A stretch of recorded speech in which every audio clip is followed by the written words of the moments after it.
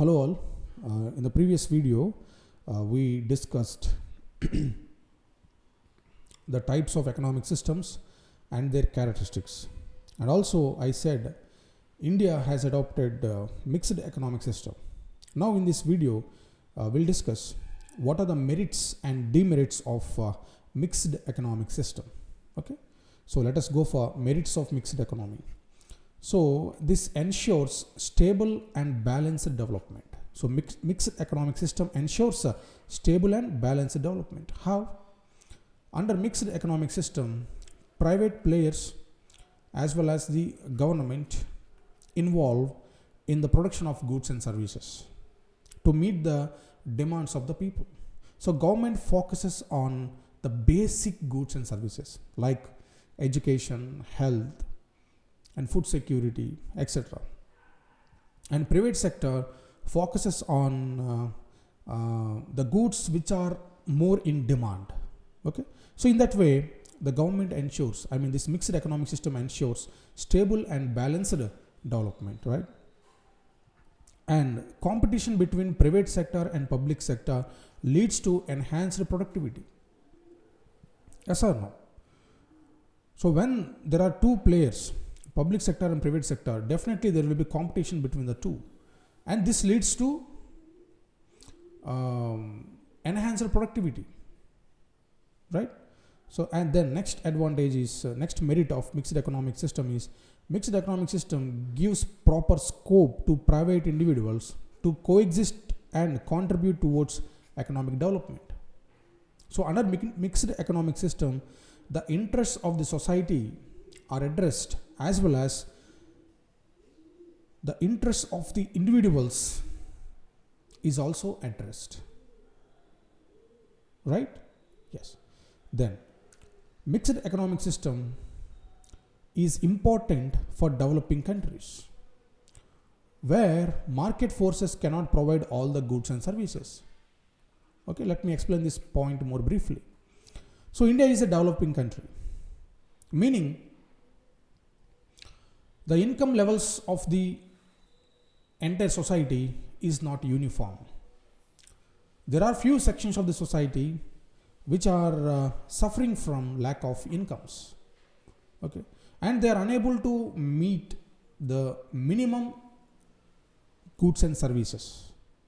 Okay, so to meet their needs, the government has to produce the goods and services. So in developing economies, the intervention of government in the economic activities is very, very important. And also government plays a major role in providing employment opportunities for the poor sections of the society. Okay, if you take the developed countries, the intervention of the government in the economic activities is very minimal, because in developed countries almost all the sections of the society, their living standards are far more better than the developing countries. Okay, so if you leave the economic system for the market forces in the developing countries, definitely the private players will not look into the needs of the poor sections, because private players work for the profits, not for the welfare. Therefore, welfare is very important in developing countries to bring all the sections of the society onto the same platform. Okay, therefore we have adopted the mixed economic system. So this is the mixed economic system is important for developing countries. Okay, I think you understood this point. Right, next point. And mixed economic system is too important when a country is predominantly rural and agrarian based. Okay, right? Yes. So next, demerits. So mixed economic system cannot effectively control the private sector industries which are outside the government purview. Yes or no? As private sector is given free hand by the government, there may be chances of malpractices. There may be chances of illegal activities to increase their profits, right? Whereas under socialistic economic system, there is no probability for the private sector, because all the factors of production are controlled by the government, right? And the next demerit, in public sector, higher degree of corruption and red tapeism exists. Yes or no? Okay. And sometimes public sectors are decimated because of vested interests by the corrupt officials. In public sector, there is a lack of competition because there are several factors for this condition. Okay, we'll discuss in our future classes about the working nature of the public sectors and why public sectors are far behind the private sector, why they are unable to compete with the private sector. So these questions will be answered in our future discussions, right? So then another demerit is there is concentration of economic power in few hands of politicians and bureaucrats. Yes or no? Because public sectors are kept under the purview, the management of the public sectors are kept under the purview of the bureaucrats who are appointed by the government and politicians.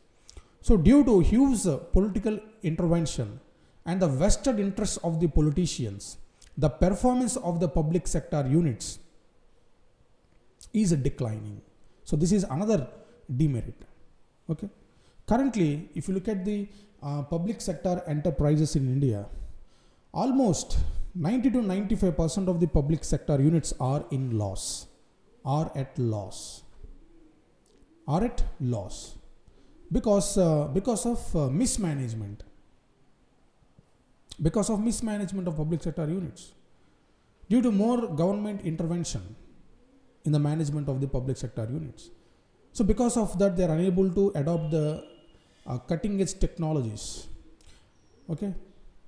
Therefore, they are unable to compete the outside competition by the private sectors. Okay. So the overall concept of mixed economy gets defeated when the vested interests pervade the system. Yes. When the vested interests control the system, then the entire idea of mixed economy gets defeated. Am I making sense? Yes. So these are the merits and demerits of mixed economic system. So if you compare the merits and demerits of the mixed economic system, merits outweigh the demerits of mixed economic system.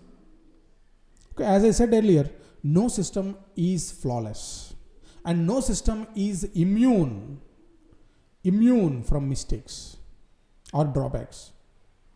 Okay. So if you take the merits and demerits of mixed economic system, its merits outweigh the demerits. Therefore, we have adopted the mixed economic system for our conditions. So in India, both private sector and public sector prevails and they work together, right? So there are chances for individual development as well as development of society as a whole in India. Okay, friends.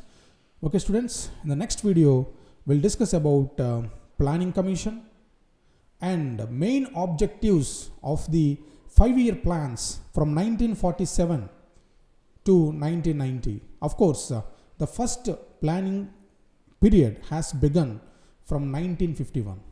Okay, so we'll discuss what are the main objectives of these 5-year plan periods from 1950 to 1990. Why up to 1990? Because after 1991, okay, we adopted liberalization, privatization and globalization. So there was a complete change in the planning patterns. So we'll discuss the objectives of all the planning periods since 1951. Okay, thank you very much.